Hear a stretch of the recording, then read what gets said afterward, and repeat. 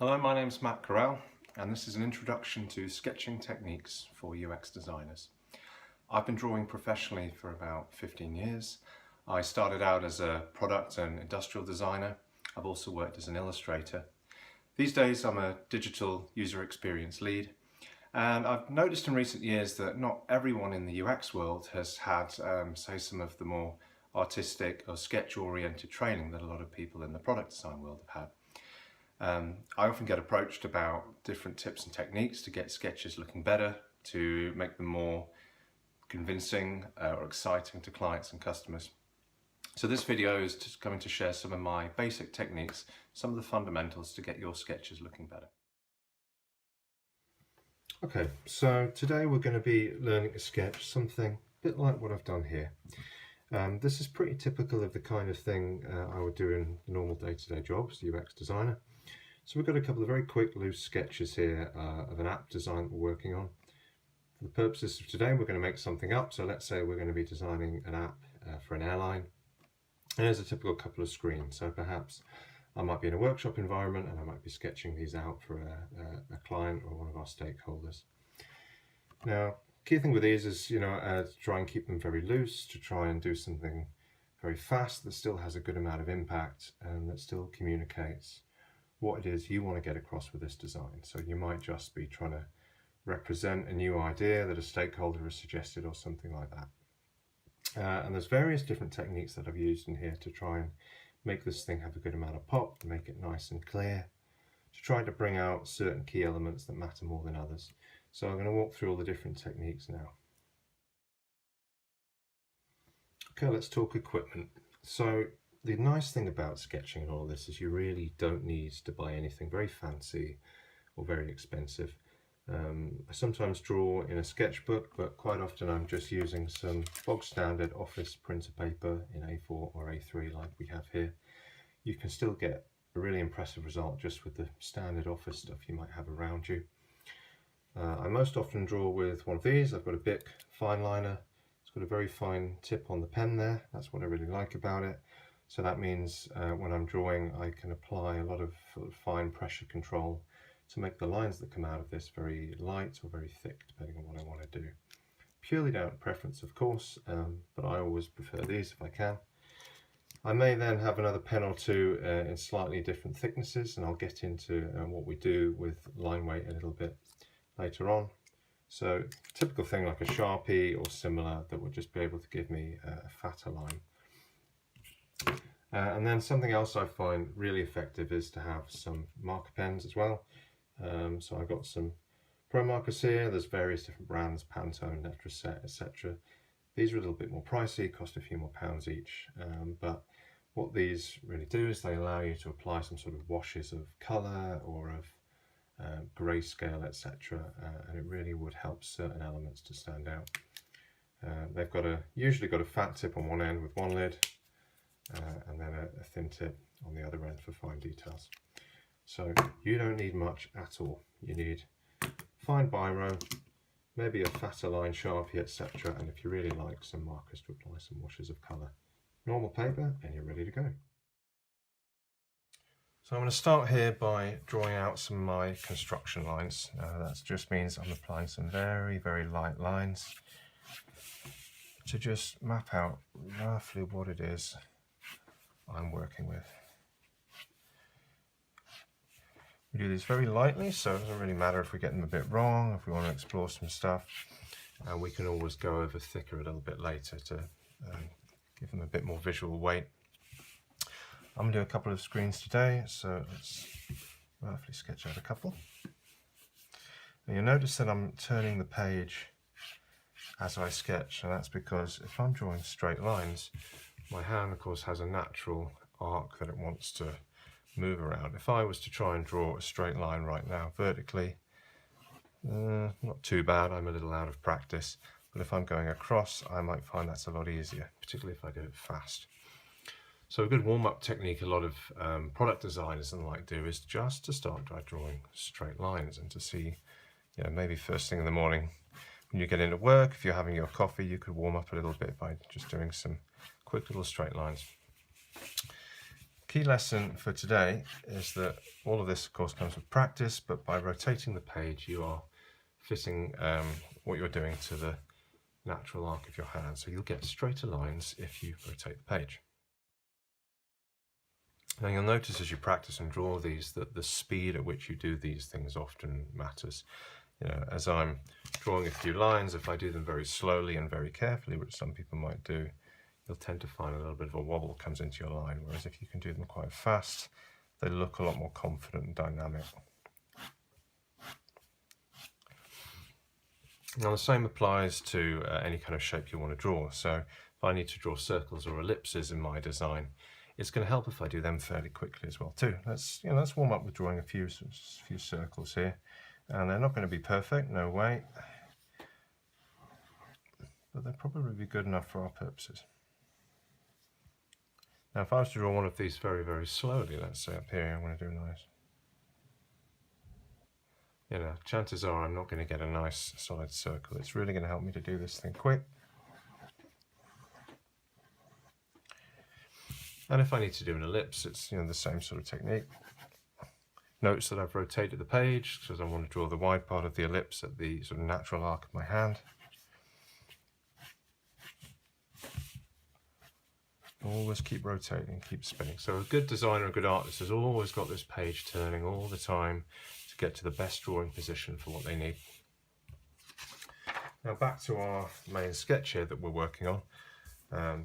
I need to draw in an ellipse. I've got a sort of thumbnail on my side panel here that I wanted to draw, so I'm going to do a nice ellipse there. That's where I'm going to have my user's mugshot, and I might have a few other details. So let's say we're going to have some menu items here. We're going to draw a little circular ellipse in on each of those. Now when you work in UX design, particularly if you do a lot of mobile stuff, chances are you're sometimes going to have some very tall vertical pages you need to draw, and there really isn't a lot of point in drawing the entire thing out, or perhaps you just want to focus on a certain key area of the page, and so we might choose, here on my page design, I might choose to cut it short, and I usually represent that by something like this. I might do a wave sort of sign, or I might do, you often see in tools like Balsamic, they break the page using something like that. Something visually distinct that says, we have cut the page here. This is not part of the design, as it were. So let's say I had my UI going on here. Again, we're starting simple, starting with the boxes. Maybe I've got some menu elements coming down here.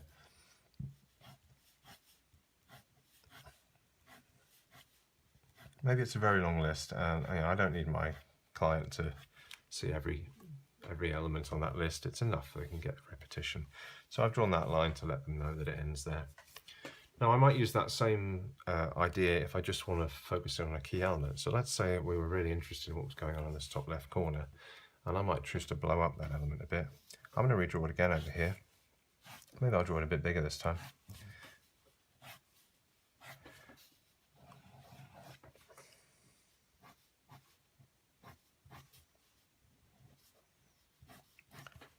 And I don't need the rest of the page, so actually I'm going to cut the whole corner off.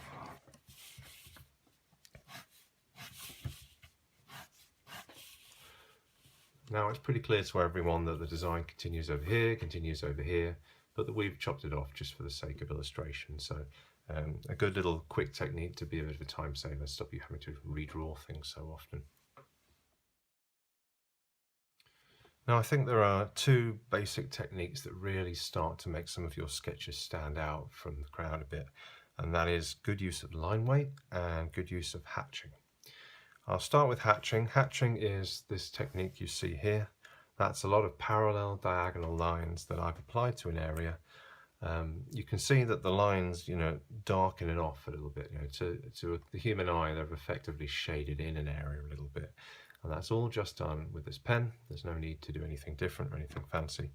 I have applied some grey wash to this using some of those markers that I showed earlier, but we'll get to that. Now hatching, a bit like when we were doing straight lines and elliptical lines, hatching really wants to be done fairly quick and fluidly. Like a lot of things, it really comes with practice. Let's say on this sketch here, I've got my side panel which is expanded out here. So Let's just make sure the edge of the panel is clear. Let's say I wanted to put a drop shadow on there. So that side panel in the UI has overlaid on top of the main. Visually, we want it to look like it's in front. Maybe I don't have any markers around. I'm just using my pen. I want to be quick. I'm going to add a drop shadow all the way down there, and I'm just going to do it with lots and lots of diagonal lines. Now you can see straight away that that's darkened off that area. It obviously looks like a shadow. It's done the trick for us. The distance between these lines will affect the how dark that area appears. So if I was to put them more closer together, as fine as I possibly can, you can then see things have got a little bit darker there and a little bit darker there. Now we can even, if we're feeling confident, we can even do that quite fluidly, so we apply a bit of a gradient. So let's say I started out dark, and I want to gradually space them out a bit more, a bit more. You can see we've got a bit of a gradient going on. Very simple technique, works wonders in terms of making things stand out. Okay, so I've redrawn this a little just for the sake of simplicity, but so far we've got our construction lines out, so we've marked out the main UI panels that we're working with, the main features and shapes, all the boxes are there essentially. I've applied a little bit of hatching to this drop shadow here. Now remember, this is what we're aiming for. So I've got my screen on the left where I've got sort of an interactive map of my flight, a few details of the airports I'm going to, some nice marker which we'll get to shortly. There's some key details around like the hamburger menu and the stuff at the top of your phone. I've got a drop down here and a main call to action button there. So why don't I draw a few more of these details out here so you can see them taking shape. So I'll start at the top with, very quickly some of these details. The thing I tend to do with text, it's of course always better to put in real content and real text where you can. But it can also be a distraction if you just want to get across the main concept and you don't particularly want to have to fill in all your menu options, etc. You can draw something that looks effectively like text they're doing the equivalent of lorem ipsum really, and you'll get the same effect. So down here I had some airport details. I had London Heathrow to John F. Kennedy. And then below each of these I might have some detail. It might be the date and time of the flight, it might be the flight number, something like that. And I tend to draw these boxes with these effectively little squiggles in them, like this. And that can usually do the job quite nicely of representing a bit of text. So you draw these rough sort of squiggles like that, box them in a little bit with some straight lines, and you've got something that roughly represents a block of text going on there. Okay, so my drop down here, again, I'm rotating the page, getting my lines in nice and straight, nice and quick, and my main call to action button's going here. And let's put a bit of text on the drop down. Now the other element that I need to get across besides hatching is line weight. Line weight really is how thick or black the lines are, and using them effectively can really make things pop up and stand out. So it might be that, for example, I want to put a bit more emphasis on this drop down here. I'm going to go over it again, same pen, I'm just going to press a little bit harder. And I'm going to get that line in a bit blacker and a bit heavier. Or perhaps I've got a lot of detail going on here in the map that I'm going to draw, and I really want to get the breaks in between my areas looking a bit harder. I'm going to black them out again.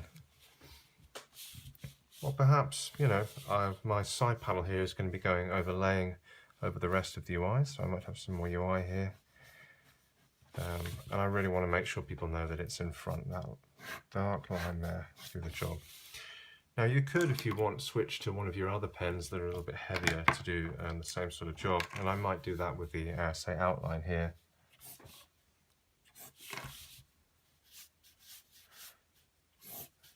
And the reason you probably see me sort of swishing my hand back and forth there is I'm effectively doing a quick little pass with my hand without putting my pen on the paper, and it's just in a way to increase my chances of getting that line in correctly. So it's a good little technique if you're going to do, say, a long line.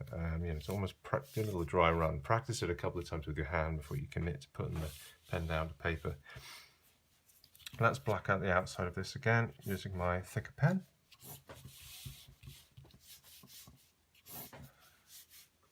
Now, of course, none of these are perfect straight lines. We have to be pretty amazing to pull that off, but For what we're trying to do, quick, effective, powerful sketches, keeping it quite loose like this works really well. So that's where I might move over to a slightly thicker fine liner or a Sharpie pen, something like that. But you can have a great deal of control with a pen like this. You just have to press a little bit harder. Let's say I want to draw a search box here. And then I want to fatten this line up here. You can have a great deal of control just with a good biro. So line weight is all about knowing when to choose to sort of mark out hard edges. We don't do it with every single line. It works very nicely on the outlines of things. It works nicely on sort of big breaks between sections of UI, or if you really want to draw attention to a particular detail like I did with this drop down here, heavier line weight really works wonders there. Now another detail that I've got on here that really helps is arrow overlays. So you can see I've got a small arrow here, which is implying that user has navigated from one screen to another. And I've got a great big arrow there, which is implying that my side panel has slid out from the side there. So I use these big arrows to indicate gestures, to indicate animations, things like that. Naturally as a UX designer, you can then move on to interactive prototypes or something animated if that's the way you like to work. But in a few seconds here, when I'm sketching live with a client or a customer, these can be a really good way of getting some of those points across. And those are really just drawn using similar sort of techniques. They're a bunch of straight lines all put together. I'm going to do a little arrow. I've got a call to action here, so it probably makes most sense that might take me to the next screen. So I'm going to draw myself an arrow right on top like that, block it out. This arrow wants to sit on top of things, so if I planned ahead I might not have put in those lines there, but it doesn't really matter. We can just add a bit more line weight, black it out. Perhaps I'll then choose, so I really want that to stand out, I might add a drop shadow down below using some of the hatching that I showed earlier. So I'm drawing a similar arrow shape there to represent its shadow. I'm turning my page so that I'm drawing these lines comfortably, and I'm going to hatch in the whole thing. There's another technique with hatching, which is then to repeat the hatching going in the opposite direction. That's called cross hatching. Let's see over here, I really wanted to make things a bit denser up towards the top there. I might repeat in the same way. Cross hatching. The thing got a bit darker, a bit more prominent than it was before. So you can see that I've drawn an arrow here which looks like it's overlaid on the main UI, and it pops out enough that people know that's not part of the UI, that's an annotation on top to indicate a movement from one to the other. So let's make sure that this button makes a bit of sense. It stands out enough. Now it's time to move on to some of our markers here. I picked 3 out from my pack. You notice these are all grayscale. This is mostly because I like drawing in black and white in early stages, so that my customers and clients don't get too distracted by colour, because we move on to that in visual design later. So I like drawing in black and white, enough to suggest certain elements pop out over others, etc. So I bought a set of grayscale markers, and they're ranging from very light sort of grey 1 here up to sort of darker. I've got my 2 and my 3. And they do, if I want, go all the way up to dark levels and black. But I just need a few light ones to make some of my elements stand out. I'm going to start with the lightest. I'm going to use the fat sort of nib. And I'm going to colour in a few elements that I might want to make stand out. Let's colour in my main call to action. Now this stuff, a word of warning, this stuff will bleed through printer paper onto the set beneath, and I'll show you what happens there. So I'm going to colour this in. You'll notice that it's wet for a few seconds, it dries and it bleeds, and there really is no substitute for practicing with these things for a while, but they can give a really great effect. Trick is to be quick, not spend too long on it. You'll notice that my first strokes have already sort of bled into quite a solid colour there. You'll also notice I didn't block in the entire thing. Now I could have chosen to do that if I want. I could have blocked out the whole thing, but I quite like thinking things quite loose. That's what happens if I block it all out. You'll see it all sort of bleed together. So you can do that if it suits, if you want. I like keeping things loose. I like not filling in the entire block. That gives it a bit more sort of a sketchy style, a dynamic punch, to leave a few gaps there. Let's say that I had this is going to be my map area and I haven't drawn in the details yet, but I already know from my sketch earlier that I'm going to have, a flight going from London Heathrow to JFK. I've got the US over here. I've got Britain and some bits of Europe over there. And we could be really loose. I might just grey in roughly where I think some of those continents are going to be.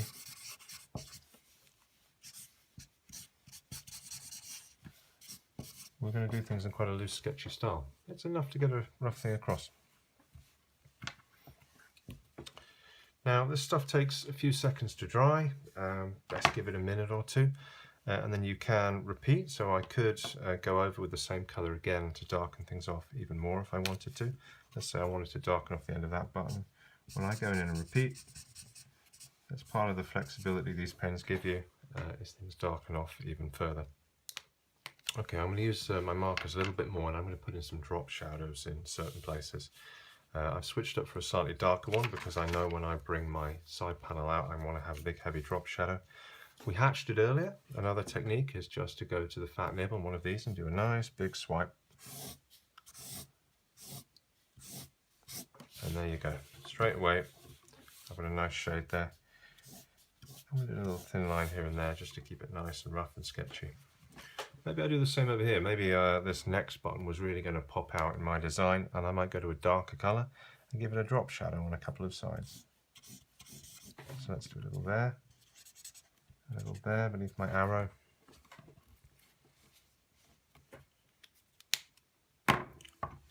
Now what sometimes does happen, and you can sort of see it on the edge here, is these markers will make some of the biro ink run a little bit. You have to apply it pretty heavily for that to happen. I'm not worried about that because I know once my sort of colour washes, grayscale washes are dry, I'm going to go back with this and I'm going to reapply a few details. We haven't drawn in the rest of the map yet because my plan was to put that on roughly and then draw in that stuff later. So down here on my next button, well, I'm going to sharpen it up, to be honest. And I could just go back in with my biro, now on the top of that wash, sharpen it up a little bit more. Up here on my map, I'm going to draw in some details, so I'm going to draw in, very approximately. I'm kind of doing it from memory, but I'm going to draw in a bit of a coastline here. A bit of what might be Greenland up there, something to sort of represent the UK, France and Spain around here. And I'm going to draw on some of the airports that perhaps the airline might go to, these little dots around. And of course, a bit more prominent, a couple of nice big ones with a bit of hatching that represent the target destinations for our app.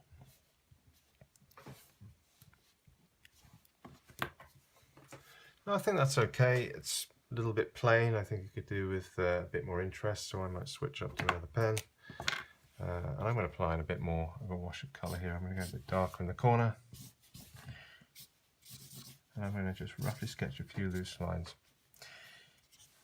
Sometimes it really doesn't take much to add a bit of interest, just a few sketch lines really nice and loose here and there. It can make things pop out quite a lot more. And you mix it in with a bit of the hatching like we did earlier, and things can start to look pretty dynamic really. Okay, I'm going to use a little more marker and put in a bit of a drop shadow. So I've got some list items here. I might want to distinguish between them, and I might decide just a little touch of drop shadow. A quick little line. Again, I'm using the fat nib here. It's just enough to add a bit of interest. If I was to switch up for the fine nib, that lets me do really small details. So if I wanted to, colour in a little bit down here, I can do that. Or perhaps, I don't know, let's say I wanted to do a little detail underneath this icon here. Now everything I'm showing you, basically a handful of basic techniques that you can use in different combinations to make things really pop and stand out. And in particular, if you've got a few grey markers and you're doing some nice loose washes of colour, if you can hatch confidently and get your lines nice and parallel, you can combine those two techniques and you actually get I think a pretty powerful effect for not too much time or too much equipment. I'm going to carry on drawing in some of the remaining details I was missing over here. I've got some image placeholders I want to put in. A little box to represent whatever that text on the list item is.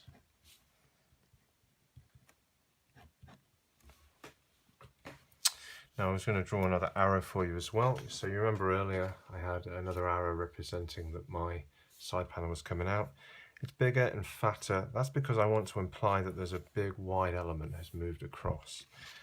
If there was just a tiny element, let's say there was just one little item here was going to animate out or something, then I might just do a small arrow like that. But I want to indicate my tiny panels coming out, and having a fatter arrow helps get that across. I'm going to add it over here. I'm putting it on top of my drop shadow, but again, it doesn't really matter. We're keeping things nice and loose. Chances are if you're drawing in this sort of way, then you're still at a sort of an exploratory stage of your design. You can expect things to change quite often. You can expect to be drawing perhaps different variants on designs and things like that. So it actually helps to have things look a bit loose and a bit sketchy. I sometimes find it helps stakeholders to understand that a design is still a work in progress. And it can encourage people to comment, it can encourage them to give feedback. I'm going to go back here and put in a bit more line weight, that thing we mentioned earlier. When you just do high fidelity mock-ups, if you're just doing stuff in Photoshop and Illustrator, it can be very hard for somebody, particularly a non-designer, to know if it's finished or if it's still in a conceptual state and you're inviting feedback. Those things are a very important part of the process, but you can do this kind of thing well, you've got another thing in your toolbox, another way to communicate an idea, to do it very fast, and to do it in a manner that says, I am still a work in progress, and I invite feedback. So there is a lot to be said for being able to sketch confidently and quickly on paper. I had another detail up here. I had a big sort of mugshot profile pic for my user. I'm going to draw that in. Now, small illustrative details like this are a lot harder to do than your standard UI boxes and arrows. In UX, you can go a long way sometimes with just boxes and arrows, but some of these details really do lift it. Now, I can do this quite quickly because, to be frank, I've been drawing storyboards and cartoons for 15 years, so there is no quick-fire technique I can teach you to do this quickly, except to say that I am using the same techniques. I'm drawing lightly with this. I'm going back and doing line weight. You'll notice that the edges around this guy's shoulders I've drawn are a bit thicker and heavier. And I'm then going to use a bit of hatching to make him stand out from the background. So I'm going to throw in a rough line, and I'm going to turn my page a bit, as I always do, and I'm going to hatch a background. That's so that my character here stands out. Let's give him a bit more line weight. You can see how he then starts to pop out from the page a little bit. And I'm going to go back with one of my markers and throw in a bit more colour as well, or at least a bit more grey.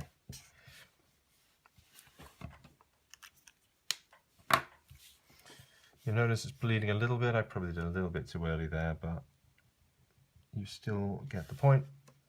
You still understand what this is supposed to be. And you can see there's roughly a profile picture there without having to sweat the fine details of exactly who this person is.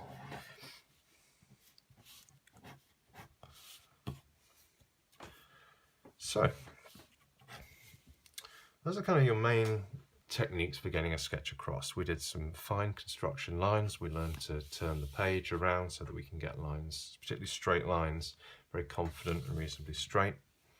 We're using our biro to go back in and put in tiny details, like some of these sort of mobile controls at the top of the screen. We've used hatching to draw in an area of shadow or to add a bit of visual interest here and there. Hatching that gets darker as the lines are closer or further together, and cross-hatching if we want to go really dark. We've applied a wash with some of our markers to put in a bit of grey here and there, and we've done it very loose, very rough. It's worked nicely on drop shadows. It's worked nicely on illustrative details like the map and the profile picture. And remember, I've left lines. I haven't coloured in a solid block everywhere. I've added a bit of visual interest to something by leaving some gaps, or I've let it to dry and I've gone back for a second round, and here on my bit of my map I've added a darker one.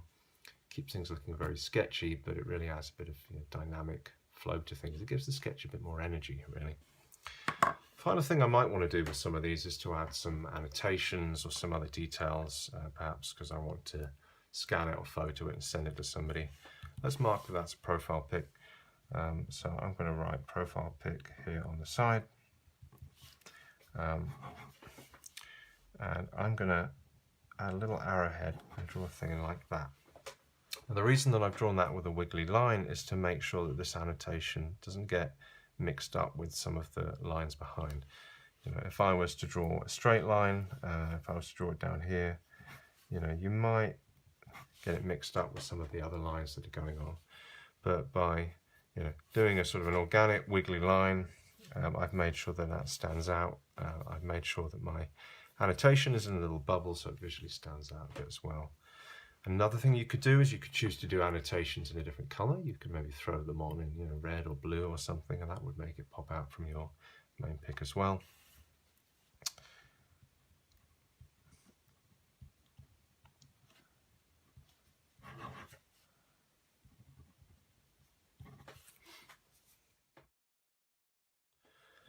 So today I've shown you a handful of quick and easy techniques that you can use to give your sketches a bit more punch.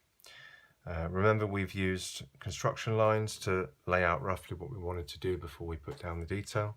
We've been turning the page so that the natural arc of the hand keeps things nice and straight, clean.